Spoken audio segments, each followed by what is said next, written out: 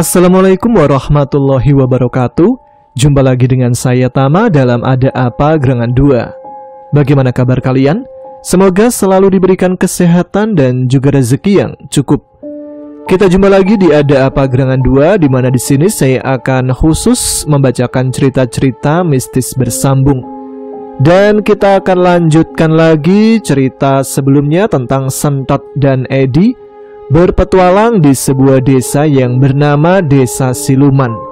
Di sana mereka berdua harus membantu untuk memecahkan sebuah misteri tentang desa siluman tersebut. Nah, seperti apa kelanjutan ceritanya? Langsung saja kita simak. Teman-teman, ada apa gerangan?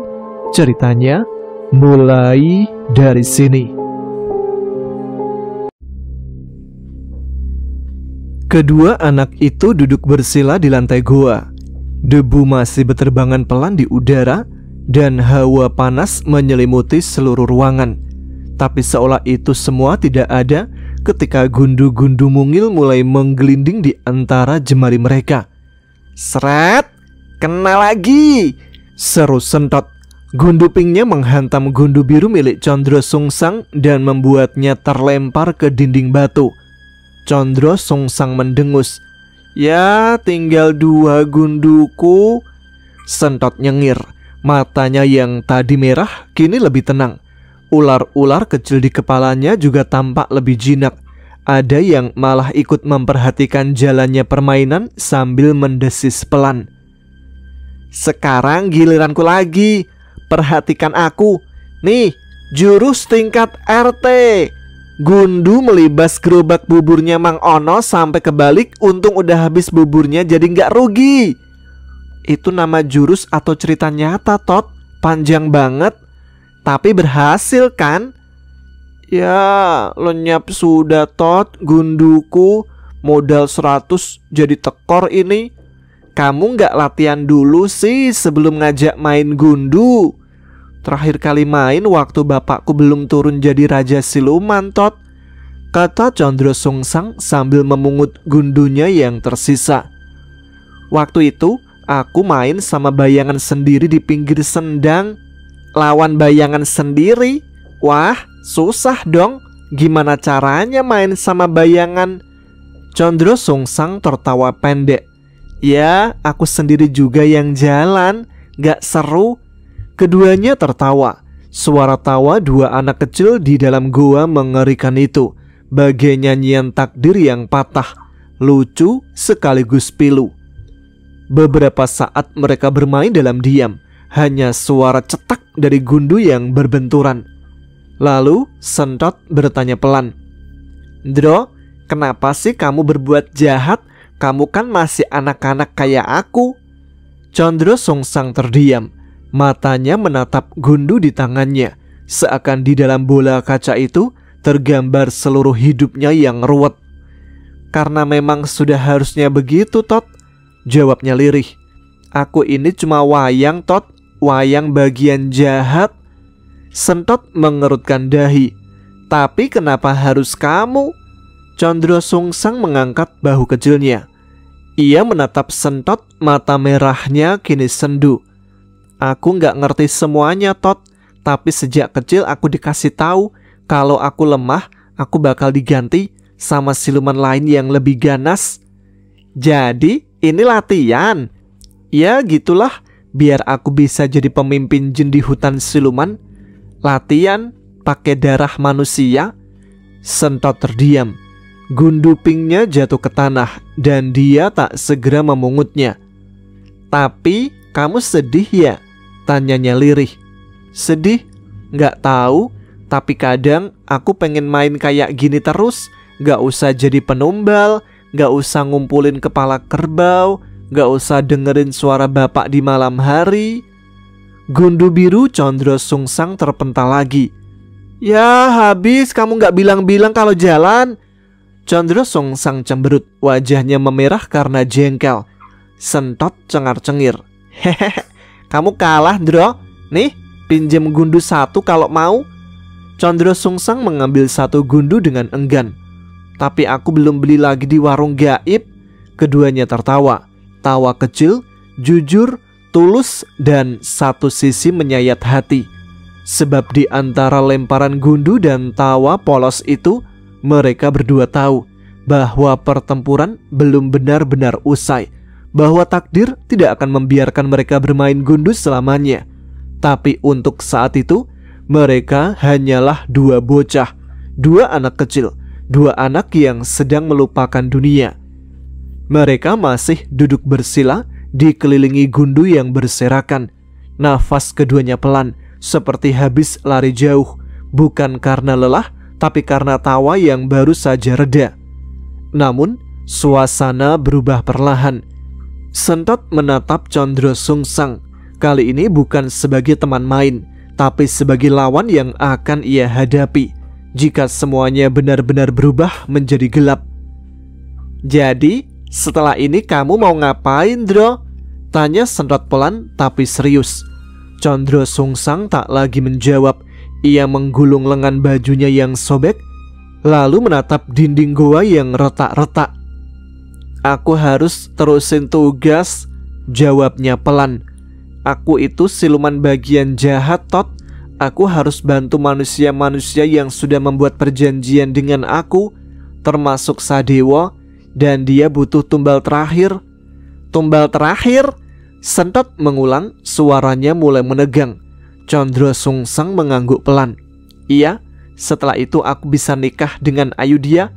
Udah disiapin sesajen kepala kerbau, pengantinnya, tinggal satu darah terakhir." "Mama!" Sentot langsung berdiri, tatapannya berubah dingin. Ular-ular kecil di kepalanya mulai menggeliat pelan. Sayap di punggungnya mengepul ringan seperti ingin terbang. "Kalau kamu tetap maksa nyakitin mamaku, berarti kamu harus siap melawan aku lagi. Tapi bukan dengan gundu, Condro," katanya tegas. Condro Sungsang menatap Sentot. Mereka kini berdiri berhadapan lagi. Dua anak kecil, satu dengan ekor ular hijau, satunya lagi dengan kulit kelam dan mata merah.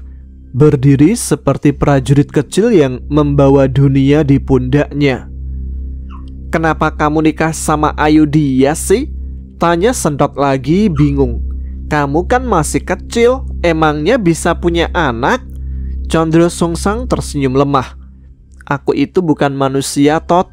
Setelah nikah, jiwaku bakal masuk ke dalam Ayudhya, merasuk ke rahimnya, terlahir ulang dengan lebih kuat, lebih sakti, dan pastinya..." Ia tersenyum nyengir. "Lebih jago main gundu."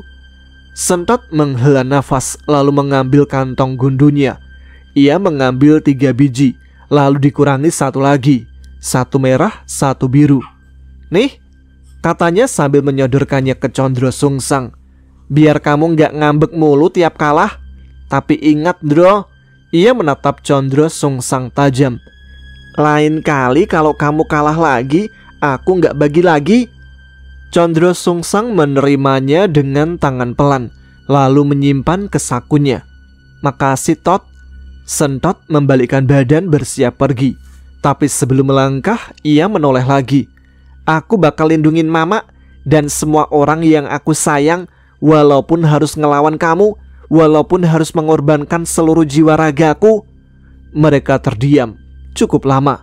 Hanya desiran angin dingin dari dalam lorong goa yang menjadi saksi dua bocah ini. Bukan sekedar anak kecil, tapi dua titisan takdir yang saling bertolak belakang. "Sampai jumpa lagi, Condro." "Sampai jumpa juga, Sentot." Malam menyelimuti desa dan angin dingin menggesek dedaunan seperti bisikan-bisikan halus. Ustadz Imron, Edi, Ayudhya dan Mama berjalan cepat di jalan setapak yang kini terasa panjang dan mencekam setelah kejadian yang mereka alami. Di belakang mereka, dua sosok mungil menyelinap di rerumputan, Jay dan Gunawan. Langkah mereka mulai melambat ketika ujung atap rumah Pak Lurah Badrio tampak dari kejauhan. "Sepertinya kita sudah dekat," gumam Edi, matanya awas menatap sekeliling. Tapi mendadak Jay bersuara, mendesis lembut, "Mas Edi, sampai sini aja ya." Rombongan berhenti. Ustadz Imron menoleh, begitu juga Edi. "Loh, kenapa? Bukannya kita sama-sama ke rumah Pak Lurah? Tanya Edi heran. J mengangkat sedikit kepalanya. Tubuh putih mengkilapnya tampak anggun di bawah cahaya bulan. Kami ini ular, Mas. Ular bisa ngomong itu cukup bikin desa rame 7 hari 7 malam. Bisa viral, bisa jadi konten YouTube. Enggak. Kami enggak sanggup tampil di berita gosip. Gunawan ikut mengangguk-angguk. Nanti dikira kami ini keturunan Nyi Blorong atau dukun kiriman atau apa ya? Bisa dibakar warga kami, Mas Ed. Tapi kalian kan udah nolong kami, kata Edi bingung. Apa enggak sebaiknya kalian ikut saja? Kita jelaskan semuanya ke Pak Lurah. J tersenyum kecil. Terima kasih Mas Edi. Tapi sekarang yang paling penting adalah Ayudhya dan Mama sudah selamat. Dan rencana berikutnya bisa disusun dengan tenang. Kami cukup bantu dari balik layar ya. Gunawan menyeringai. Ya, kami kan tim logistik. Nanti kalau dibutuhkan tinggal kirim WA. Edi mengerutkan dahi. Kalian punya WA? Gunawan menjulurkan lidahnya panjang-panjang, membuat cipratan ludah kemana-mana. WA, wangsit ajaib. J tertawa kecil, tubuhnya bergoyang seperti menari. Sudah, kalian lanjut aja. Kami mau nunggu travel lewat. Travel? Ustadz Imron mengangkat alisnya. Iya, travel malam dari Gunung Lawu. Biasanya naik kijang tua warna biru. Sopirnya jin juga. Jawab J datar seolah itu hal lumrah. Edi menatap mereka lama, separuh bingung, separuh geli. Ya sudah, hati-hati di jalan ya. Siap Mas, jawab J sambil menjulurkan lidahnya sedikit, tanda salam perpisahan. Gunawan mulai berputar-putar melingkar lalu berhenti. Kami pamit. J mengangkat ekor kecilnya ke udara melambai-lambai, sementara Gunawan melambai dengan lidahnya yang menjulur sambil mendesis-desis pelan. Sampai jumpa. Jangan lupa oleh-olehnya kalau ke Lawu. Ludah Gunawan menyiprat ke celana Edi, membuatnya mundur satu langkah sambil mengelapnya pakai tangan. Mereka semua tertawa pelan. Ustadz Imron, Edi, Ayudhya dan Mama kemudian melanjutkan langkah menuju rumah Pak Lurah. Perlahan-lahan bayangan mereka menghilang di tikungan jalan. Di belakang, J dan Gunawan menatap mereka sampai hilang dari pandangan, lalu berbalik arah masuk ke rerumputan. Perlahan menyelinap menuju tempat asal mereka, menunggu entah benar-benar travel atau hanya waktu yang tepat untuk muncul kembali. Sisa kabut malam masih menggantung di antara pepohonan saat Sentot melangkah keluar dari hutan. Wujudnya telah kembali seperti semula. Anak kecil dengan rambut acak-acakan, wajah lucu, dan mata lugu yang menyimpan rahasia besar. Di balik pundaknya, sayap naga kecil yang sempat muncul telah menghilang, dan rambut ular-ularnya sudah berubah kembali menjadi rambut biasa. Tidak jauh dari sana, J dan Gunawan tengah duduk beristirahat di atas batu. Mereka menyambut kakak mereka dengan wajah gembira. Mas Sentot, seru J, tubuhnya melingkar-lingkar kegirangan. Wih, kakak pahlawan hutan, cetuk Gunawan sambil menjulurkan lidahnya panjang-panjang. Sentot tersenyum lebar menghampiri mereka. Sudah selesai urusannya? Kalian hebat, sudah bantu sampai sini? J mengangguk cepat. Sekarang waktunya pulang ya Mas, kami kangen kasur di goa. Gunawan menyambung. Iya, di situ ada TV juga, walaupun isinya cuma saluran mimpi. J memiringkan kepala. Tapi kita pulangnya gimana Mas? Naik gerbang ajaib atau naik kuda terbang? Gunawan menimpali. Atau kita panggil portal gaib kayak di film-film itu, yang terus muter-muter cahaya gitu. Sentot tertawa pelan, menggeleng sambil menyingsingkan lengan bajunya. Enggak pakai semua itu. Loh? J mulai curiga. Terus Sentot maju beberapa langkah lalu jongkok. Ia memandang mereka berdua dengan serius. Kalian siap? Gunawan dan J mulai terlihat gugup dan saling pandang. J bergumam pelan. Perasaanku mulai enggak enak. Gunawan menyipitkan mata. Kakak, jangan aneh-aneh ya. Tanpa menjawab, Sentot mendekat dan menggenggam ekor J dan Gunawan bersamaan. 1, katanya lirih. Mas Sentot tunggu. 2, 3. Dalam satu gerakan yang tidak bisa ditangkap mata biasa, Sentot melempar dua adiknya ke arah Gunung Lawu dengan kekuatan gaibnya yang masih tersisa. Mereka terbang tinggi, membelah awan pagi seperti dua anak panah aneh. Suara J menghilang di kejauhan, tapi suara Gunawan masih sempat terdengar. Sentot gendeng. Kemudian sunyi, hanya angin pagi yang bersiul pelan seolah ikut tertawa. Sentot berdiri tegak, menepuk tangan dan menghela nafas lega. Misi selesai. Ia menatap ke arah rumah Pak Lurah yang mulai tampak di balik pepohonan. Wajahnya kembali tenang, tubuhnya kembali kecil dan tidak mencolok. Namun jauh di dalam, kekuatan dan jati dirinya sebagai anak siluman Gunung Lawu tetap menyala, diam-diam menjaga semua yang dia sayangi. Ia melangkah pergi menuju rumah Pak Lurah, menyatu kembali dengan dunia manusia untuk sementara. Sinar matahari pagi mulai menembus kaca-kaca jendela rumah Pak Lurah Badrio. Udara di dalam rumah masih terasa berat oleh kejadian-kejadian semalam, tapi pagi ini membawa secercah harapan.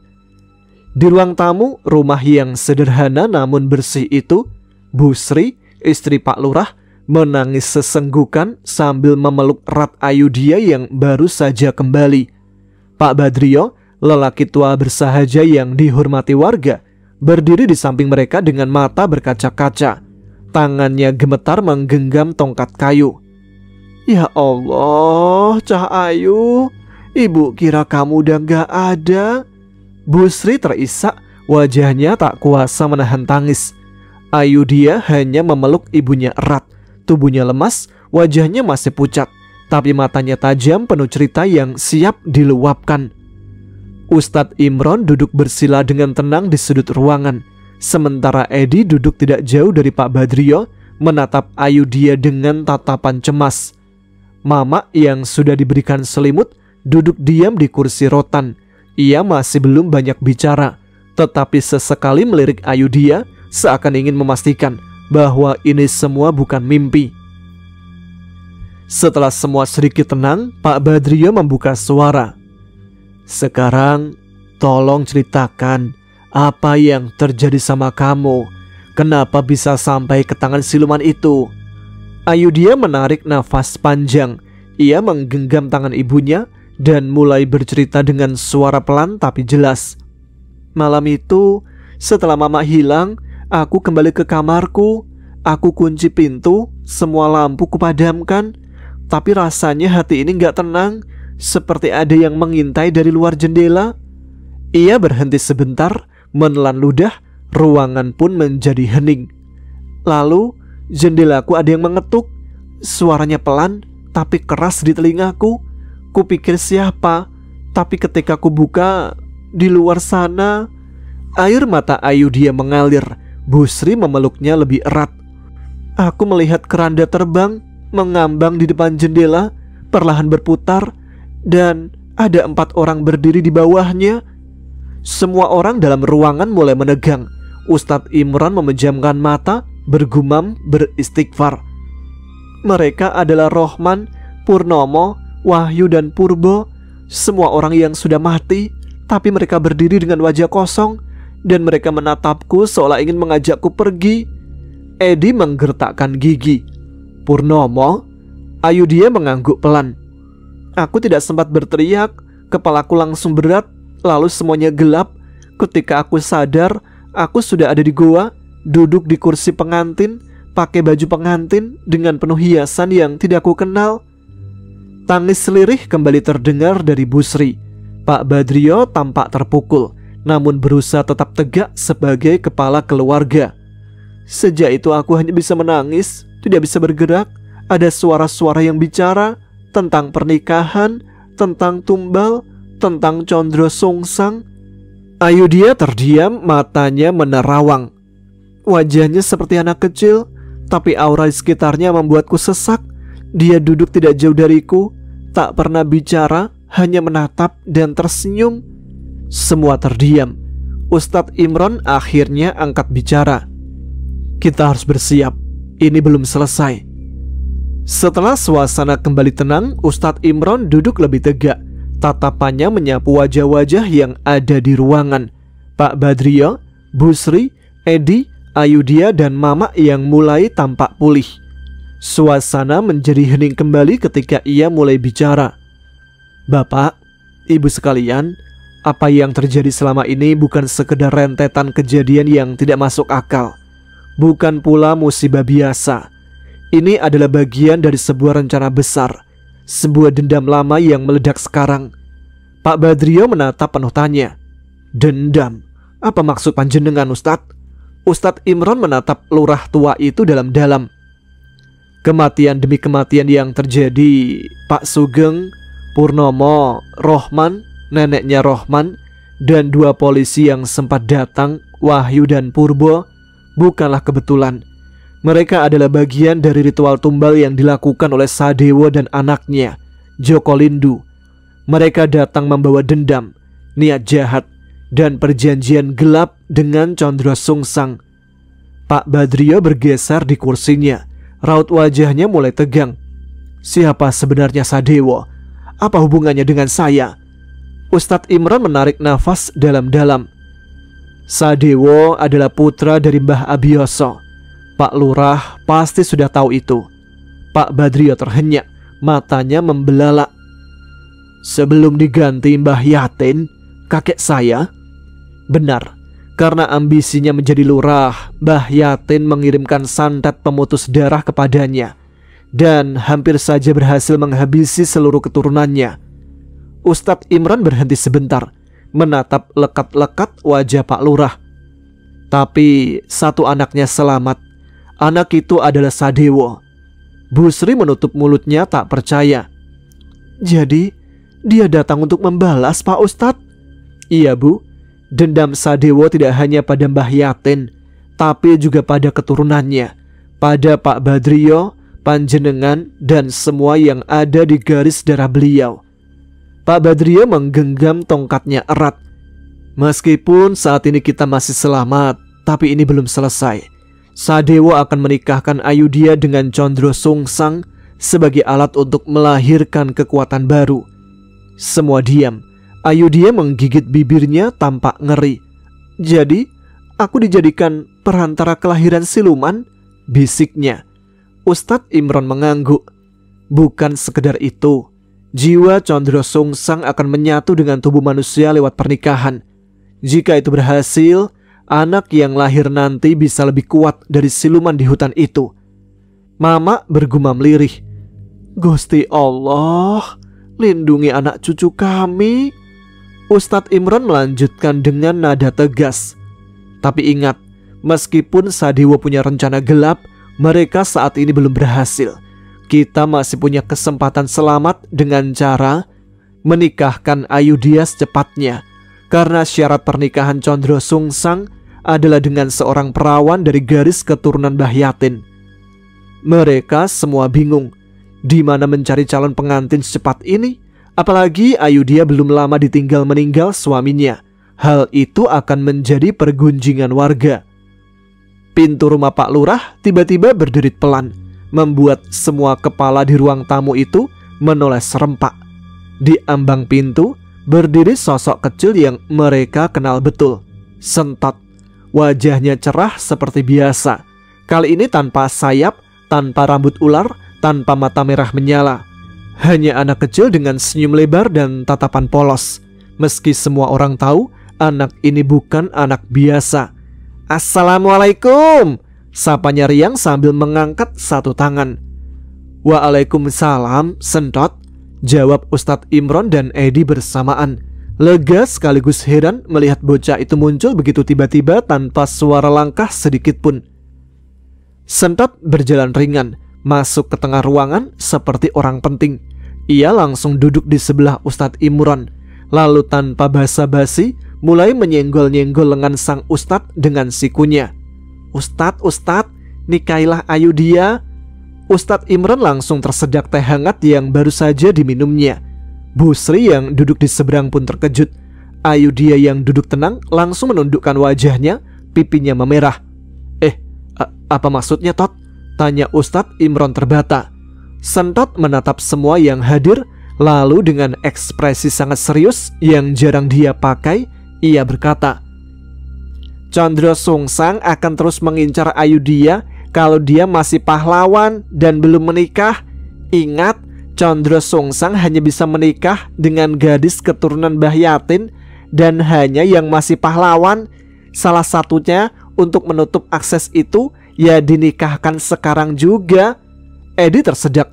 Perawan, Tot, bukan pahlawan. Pak Badrio menyipitkan mata lalu mengangguk pelan. Itu ada benarnya. Bu Sri terbelalak. Lah terus gimana? Ustadz Imron melirik Ayudhya dengan kikuk. Keringat dingin mulai merembes di pelipisnya. Sentot kembali menyenggol Ustadz Imron dengan lebih keras. Ayo Ustadz, mumpung masih muda, mumpung Ayudhya masih belum dinikahin Chandra Sungsang, mumpung belum larut malam. Ustadz Imron menarik nafas panjang lalu berdiri. Ia menatap Pak Lurah dan istrinya. Pak Badrio, Bu Sri, saya dengan segala kerendahan hati mengajukan niat baik. Jika panjenengan berkenan, saya ingin melamar Ayudhya sekarang. Bu Sri memegang tangan Ayudhya, sementara Pak Badrio menatap Imron dengan mata menyelidik. Ia terdiam sejenak sebelum menjawab. Ustadz Imron, panjenengan adalah orang yang kami hormati. Kalau memang ini bisa menyelamatkan anak kami dan jika Ayudhya setuju, saya tidak akan menolak. Semua pandangan beralih ke Ayudhya yang masih menunduk. Wajahnya merah padam. Ia menggigit bibir lalu mengangguk pelan. Nggih, saya mau. Sentot langsung berdiri meninju udara sambil berseru, Yes! Chandra Sungsang akan gagal kali ini. Pak Badrio tertawa, disusul tawa gugup dari semua yang ada di ruangan. Bahkan Bu Sri pun tersenyum, meski matanya berkaca-kaca. Sentot menambahkan sambil cengengesan, Bidadari cocoknya menikah dengan bidara. Bidara emangnya tumbuhan? Sore itu mentari mulai condong ke barat, memandikan desa kecil itu dengan cahaya jingga yang hangat dan lembut. Udara sore membawa aroma tanah dan daun pisang basah. Sementara angin berhembus tenang di antara pepohonan yang memayungi rumah Pak Lurah Badrio.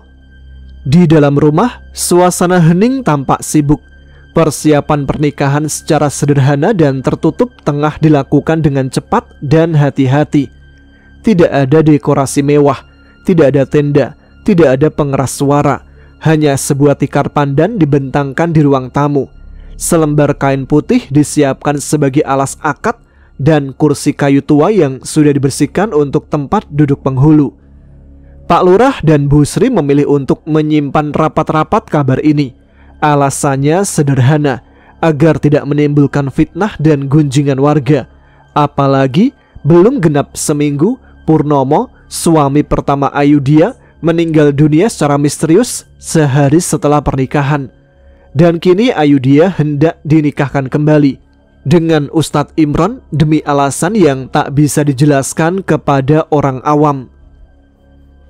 Kita lakukan ini bukan karena aib, tapi karena keselamatan anak kita, ujar Pak Lurah kepada istrinya pelan, menatap Ayudhya yang duduk di sudut ruangan mengenakan kebaya putih sederhana dengan selendang tipis menutup kepalanya.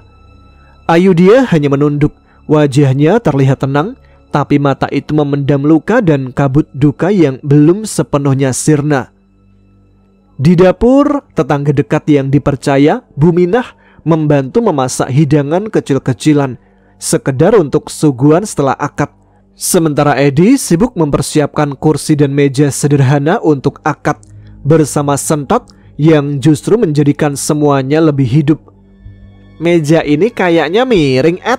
Nanti penghulu baca ijab kabul bisa muntah karena mabuk, kata Sentot sambil mencoba duduk di atas meja dan bergoyang-goyang. Di sisi lain, penghulu desa, seorang pria sepuh berjubah putih bernama Kiai Hasim, telah datang dengan tenang. Beliau sudah diberi penjelasan singkat oleh Pak Lurah bahwa akad ini dilakukan dalam kondisi darurat dengan beberapa hal gaib yang tidak perlu dipahami terlalu dalam. Kiai Hasyim mengangguk dan hanya berkata, "Menikah untuk menyelamatkan tetap mulia, asal niatnya benar." Ustadz Imron duduk di depan Kiai Hasyim. Tangannya gemetar tapi matanya penuh ketegasan. Di sebelahnya duduk dua saksi, satu dari pihak keluarga Ayudhya, satu lagi adalah Edi. Sentot berdiri di belakang Ustadz Imron, mengenakan sarung yang terlalu besar dan kopiah yang sedikit miring. Ia membawa kipas dari daun kelapa dan dengan serius mengipasi punggung Ustadz sambil berbisik, "Ustadz, jangan grogi, yang penting jangan sampai salah sebut nama mantan." Ustadz Imron tersenyum tegang. "Insya Allah, Tot." Dalam keheningan yang sakral, ijab kabul pun berlangsung. "Saya nikahkan engkau Imron bin Fakrullah dengan Ayudhya binti Badriyah dengan mas kawin 10 gram emas dibayar tunai." "Saya terima nikahnya Ayudhya binti Badriyah dengan mas kawin tersebut dibayar tunai." Terdengar suara nafas ditahan, semua menunggu. "Sah," ucap Kiai Hasyim mantap, disusul saksi yang mengangguk bersamaan. Bu Sri langsung menutup mulutnya, menahan isak haru. Pak Lurah Badriyah menunduk, memejamkan mata sejenak. Ayudhya hanya mengusap air mata yang menetes pelan. "Ustadz, syarat pernikahan Condro Sungsang adalah dengan perawan. Menikahinya saja belum cukup, jadi Ustadz harus menghilangkan perawan dari Ayudhya." "Bukan menghilangkan perawan, Tot. Terus digimanain?" Edi bingung menjelaskan. "Udahlah Ustadz, langsung masuk aja sama Ayudhya. Bocah ceriwis ini biar saya yang ngatur." "Tapi Ed, aku ingin tahu cara menghilangkan perawannya Ayudhya." "Gak usah tahu, nanti kalau udah gede juga tahu sendiri." "Emang gimana bisa tahu kalau nggak lihat dulu?" "Tapi nggak boleh, Tot. Kamu itu masih kecil, jadi wajar kalau belum tahu. Nanti kalau udah gede juga pasti tahu." "Oh, jadi kalau udah gede boleh lihat hilangnya perawan?" "Gak gitu, aduh. Pokoknya jangan ikut lihat, titik. Jelaskan aja kalau gitu." "Jadi Tot, cara menghilangkan perawan itu, kamu ambil sabun cuci piring, lalu usapkan ke tulisan perawan di bagian tubuh sampai hilang." "Oh, cuma gitu doang?" "Iya Tot," ucap Edi lega. Di tempat lain, 2 ekor anak ular hitam dan putih melata di sawah sambil menggerutu. "Mas Sentot ngelemparnya kejauhan sampai salah gunung," ucap Jay kesal. "Emang yang tadi gunung apa, Jay?" "Aku dengar dari orang yang mendaki, katanya Gunung Rinjani." "Ah, deket itu Jay, paling kita jalan sebentar lagi juga sampai," ucap Gunawan percaya diri. Baiklah teman-teman, sampai di sini dulu episode kali ini cerita Sentot dan Edi di Desa Siluman. Kita tunggu bagaimana nasib Jay dan juga Gunawan, apakah bisa pulang ke rumahnya setelah dilempar kejauhan. Ini sih lebih seperti dibuang ya, bukan dipulangkan. Terima kasih untuk kalian semua yang sudah menyimak episode kali ini. Kita jumpa lagi di episode selanjutnya, tentu saja bersama saya Tama. Dan jangan lupa tuliskan komen, tunjukkan eksistensi kalian. Terima kasih sekali lagi. Tetap semangat, jaga kesehatan. Wassalamualaikum warahmatullahi wabarakatuh.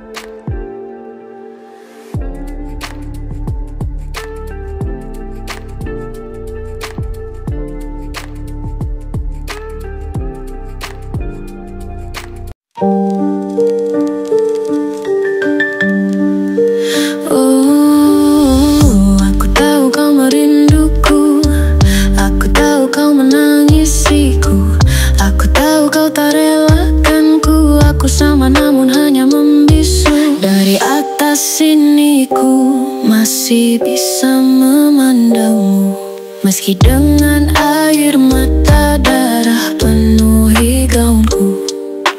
Gaun putih ini perlahan memerah seiring ku tak tentu arah. Gaun putih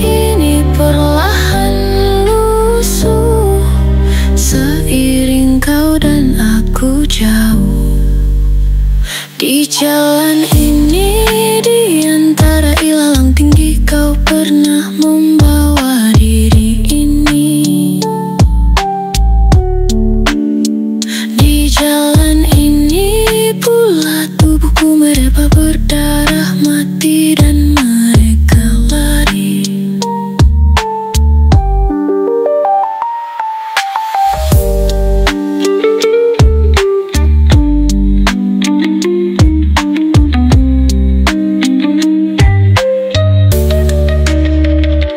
Di jalan ini, di antara ilalang tinggi, kau pernah membawa diri ini.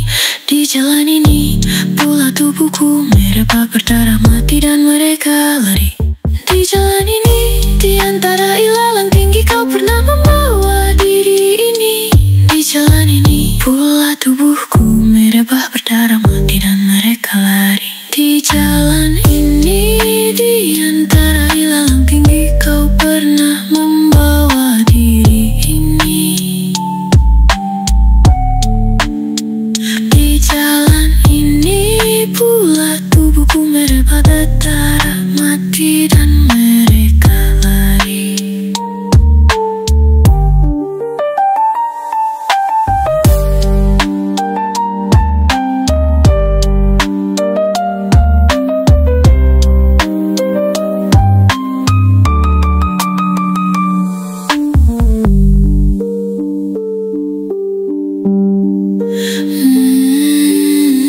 Di jalan ini, di antara ilalang tinggi, kau pernah membawa diri ini.